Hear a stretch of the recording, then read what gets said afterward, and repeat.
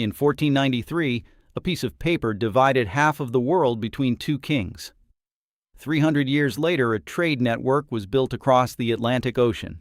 That became one of the most profitable and bloodiest economic systems humanity had ever seen. Today, most people summarize this story in a single sentence under the title of slavery. But the reality is far more complex. This is much more than a story of cruelty. It is the story of a massive supply chain that connected 3 continents, enriched banks, built ports, and laid one of the foundations of modern capitalism. First, let me give you a number, because this entire story revolves around it.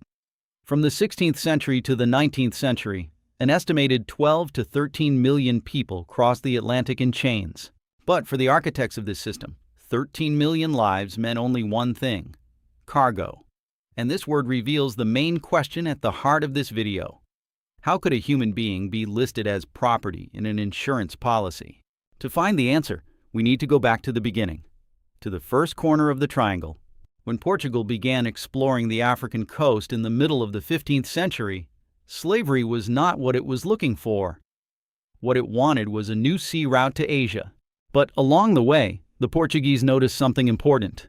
At that time, sugar in Europe was almost as valuable as gold, and sugar cane could generate incredible profits when it was produced in warm climates with large amounts of cheap labor. The Portuguese tested this opportunity on the islands of Madeira and Cape Verde, and these experiments were successful. Later, this model was brought to the Caribbean and Brazil, but a huge labor problem appeared there. The indigenous peoples of the Americas had no immunity to the diseases brought by Europeans. Smallpox, measles, typhus. These diseases wiped out up to 90% of the population in some regions. For the colonizers, this was a humanitarian disaster. But for merchants, it was a supply problem. And merchants always look for solutions to supply problems. The solution was found in a system that already existed on the West African coast. Because slavery was not a new institution in Africa. There were prisoners of war, people enslaved because of debt, and those punished through legal systems. This system had existed for centuries. Europeans did not invent it. They took control of it, expanded its scale, and industrialized it. Here it is important to stop and make one thing clear. This video describes one of the darkest periods in history. If these topics make you uncomfortable, or if you have a personal connection to this history, you can stop the video whenever you want. But for those who continue, understanding how this system worked is also a way of understanding today's world. Because by the end of this story, we will see that the financial logic created during that period is still with us. The Portuguese first began with small-scale raids, but they soon realized that this method was both dangerous and inefficient. Instead, they established trade relationships with kings and chiefs in coastal regions. By the end of the 15th century, fortified trading stations called factories had been built along the coast from Senegal to Angola. These stations were built from stone, protected by weapons, and used to hold hundreds of people. The system worked like this. European merchants brought cloth, iron tools, weapons, and alcohol. They exchanged these goods with middlemen who brought captives from inland regions. These captives were usually people captured during wars. Some kingdoms gained enormous wealth from this trade. Others were crushed under its pressure because attacking neighboring communities and capturing prisoners gradually became an economic necessity. In other words, the first link of the triangular trade also fundamentally changed the internal balance of the African continent. It was not only a disaster imposed from the outside, but also a system that was fed from within. Captives were marched from inland regions to the coast for days, sometimes even weeks. By the time they arrived at the factories, they were already exhausted, sick, and traumatized. And then they had to wait. A ship could not leave until enough captives had been gathered. This waiting period sometimes lasted for months. During this time, diseases spread rapidly because of overcrowded and unhealthy conditions. As a result, many people died behind those walls without ever boarding a ship. This was the first stage of the system, largely unseen but just as deadly as the Atlantic crossing itself. A slave ship crossing the Atlantic went on a journey that could last between 6 and 8 weeks. Ship crews optimized their vessels to carry as many people as possible. Wooden shelves were built below the deck, leaving spaces barely wide enough for a person to fit, almost the width of a coffin. Men were chained together in pairs. Women and children had slightly more freedom of movement, but this freedom often exposed them to other forms of abuse. Diseases such as dysentery, smallpox, and scurvy spread quickly on board. The average death rate was around 15%, although on some voyages it was much higher. Captains were financially motivated to keep death rates low because every captive who died was merchandise that could not be sold. But the mathematics of overcrowding constantly worked against that motivation. The more people were packed onto a ship, the greater the profit, but also the greater the risk of death. It was one of the coldest calculations in human history. Attempts at rebellion occurred constantly, despite chains and weapons. On hundreds of voyages, captives resisted. Most revolts were suppressed, but some succeeded, at least for a short time. These rebellions remind us of something important. No matter how mechanical and cold the system appeared, the human spirit was never completely extinguished. Those who survived were brought onto the deck, washed, and prepared for sale. The goal was simple: to make them appear healthy and strong to buyers. These people were sold one by one or in groups, much like animals in a marketplace. In return, merchants received products such as sugar, tobacco, cotton, or rum. And it is exactly here that the second side of the triangle is completed. Goods from Europe to Africa, people from Africa to the Americas, and plantation products from the Americas to Europe. This cycle repeated itself almost without interruption for 300 years. For viewers who are new to financial history, it is worth explaining that a plantation was a large-scale, capital-intensive agricultural enterprise in tropical or subtropical regions. These farms focused on a single highly profitable crop such as coffee, cocoa, rubber, tea, or sugar, usually for industry and international trade. Plantation owners did not have to wait for harvest time. They could borrow money against future production. Banks provided loans based on expected yields. Merchants issued letters of credit backed by sugar or cotton that had not yet even left the fields. In other words, products that would be produced through enslaved labor were turned into financial assets before they were even created. This was a system of collateralization that existed long before modern derivative markets. So, what role did enslaved people play in this system? Here we need to speak clearly. Enslaved people were recorded on balance sheets as assets alongside land and future production estimates. Legally, they had been stripped of their personal rights because only in this way could the financial system treat their forced labor as a stable economic input. Read that sentence again, because it reveals the most disturbing aspect of the system. Humanity had been reduced to a line in an accounting ledger. This structure connected plantations in South America and the Caribbean directly to international banking networks centered in London. British financiers did not need to own land in Mississippi or Jamaica. All they needed was a guarantee that crops would continue to be produced regularly. And that guarantee, even at the cost of human suffering, was provided continuously for many years. Ships crossed the Atlantic carrying sugar and cotton to Europe. British factories processed these raw materials and exported them around the world. Profits circulated among insurers, shipping companies, merchants, and bankers. At every stage, finance quietly, predictably, and ruthlessly took its share. The system appeared efficient because all of its costs were paid by people who had no right to refuse. Here, we need to look at one example in more detail because it is one of the most striking cases in financial history. In 1781, the slave ship Zong left Liverpool. The captain became seriously ill. The ship went off course because of navigation errors, and supplies of water and food began to run low. The crew made a decision. They threw 132 enslaved people into the sea. Why? Because the ship's insurance policy stated that if enslaved people died from disease on board, the loss would be borne by the ship owners. But if they were thrown overboard to save the cargo, the loss would be covered by insurance. In other words, these people were killed not to survive, but to collect an insurance payment. When the case went to court, the issue was not the deaths of the people, but the insurance claim. The judge considered the case as if horses had been thrown into the sea. This single sentence shows more clearly than any statistic how the system reduced human beings to a category of property. Now let us move to the geographical center of this trade, because the transformation of one city summarizes the logic of the entire system.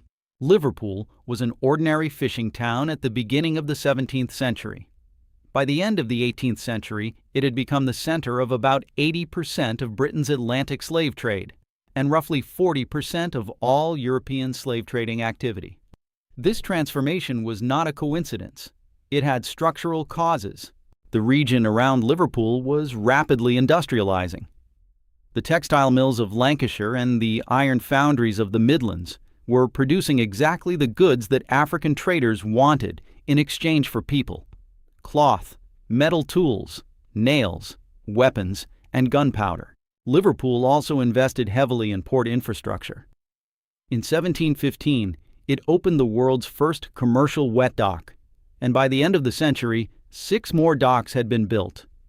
The city had created the logistical backbone of the trade, but the real financial innovation was in the way risk was shared.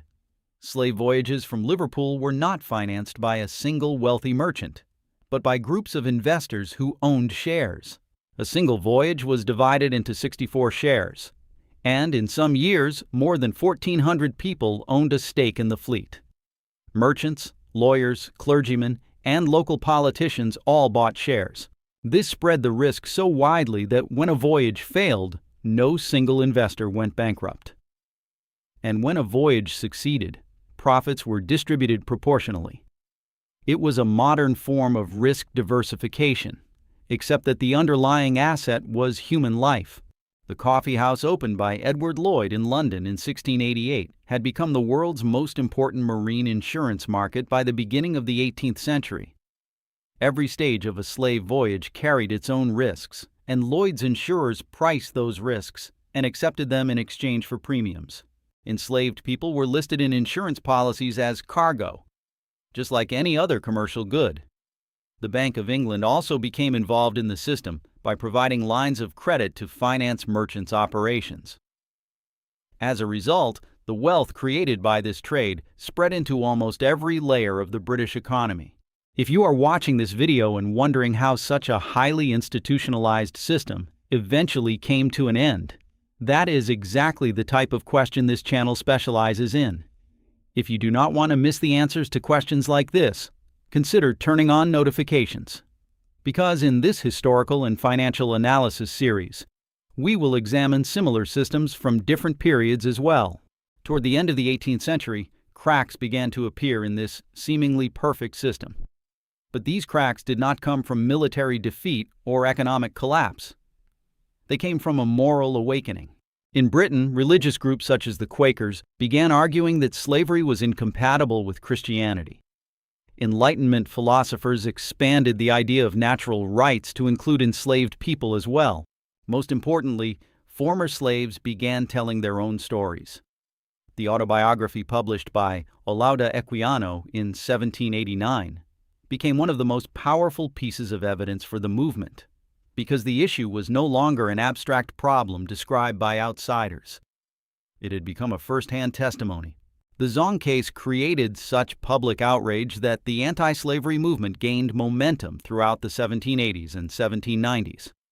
William Wilberforce became the movement's leading voice in Parliament and introduced the first anti-slavery bill in 1791. It failed. The reason was simple. The slave trade and the wealth it generated were deeply embedded in the nation's political institutions, making support for abolition extremely difficult to achieve. At the same time, however, the economic foundations of the system were beginning to shift. Sugar prices were falling. Many Caribbean plantations were heavily burdened by debt.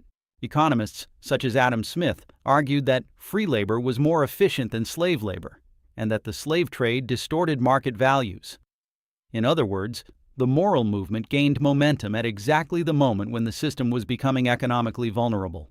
This is a pattern that we will see many times throughout this video. Morality rarely wins on its own, but when it combines with economic weaknesses, meaningful change becomes possible.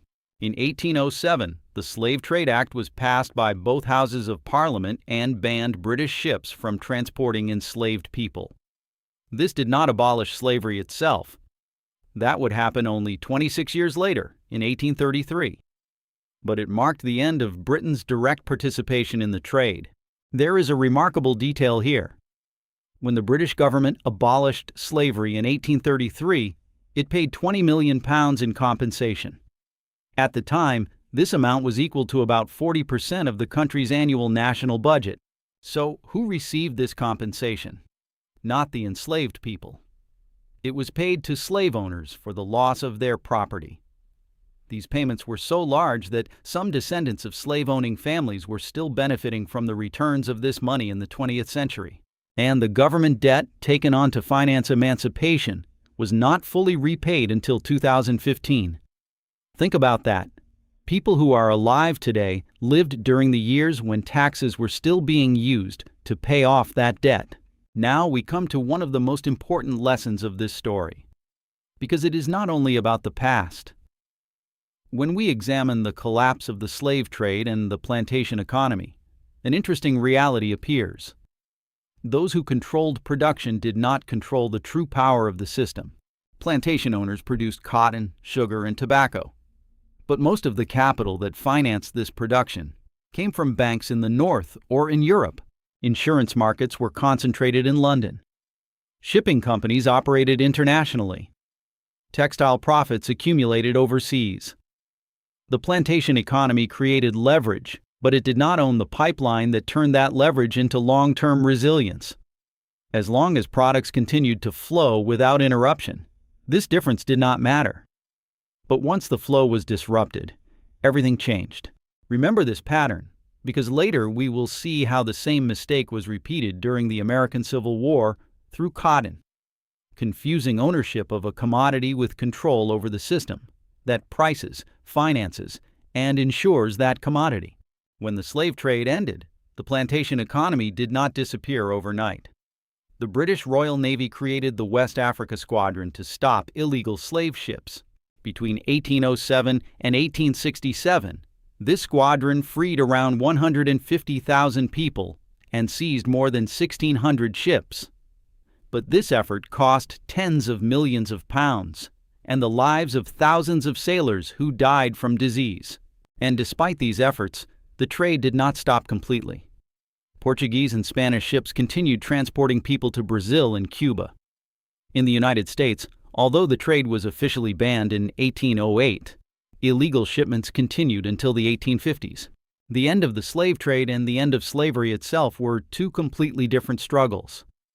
In British colonies, enslaved people did not gain their freedom until 1833. In the United States, this became possible only after a brutal civil war and the 13th Amendment. In Brazil, slavery continued until 1888. The Ottoman Empire officially abolished slavery only in 1908. In other words, this system survived in different forms long after it had been officially prohibited. And perhaps the most painful truth is that when formerly enslaved people became legally free, many found themselves trapped in systems of debt, sharecropping, and economic pressure. These systems recreated many of the conditions of slavery under different names. Financial structures adapted much faster than justice did. Now let us step back and look at the bigger picture. The Atlantic Triangular Trade was not only a human tragedy, it was also an early laboratory for modern finance, insurance, and institutional risk-sharing. Lloyd's remains one of the world's leading insurance markets today. The shareholder investment model was the predecessor of modern corporate ownership structures. The practice of borrowing against future production still exists in today's derivatives markets. This teaches us that economic systems are never morally neutral. What we call efficiency often hides the question of who is actually paying the cost. In the 18th century, this system appeared efficient because all of its costs were paid by people who had no right to object. Today, we should ask a similar question. where does the low cost of a supply chain or a production model really come from? Who is paying the invisible price? This story also shows us where power truly exists. Plantation owners controlled the land, but they did not control the capital. The kingdoms along the African coast became wealthy through the trade in human beings, but they did not control the institutions that priced, insured, and financed that trade.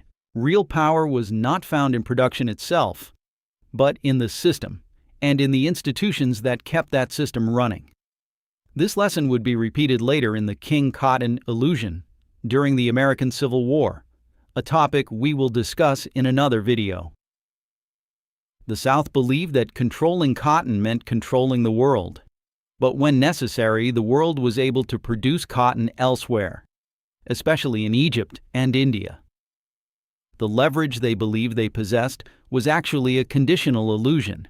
The story of the Atlantic triangular trade continued for 300 years through the same brutal cycle: goods from Europe, people from Africa, and products from the Americas.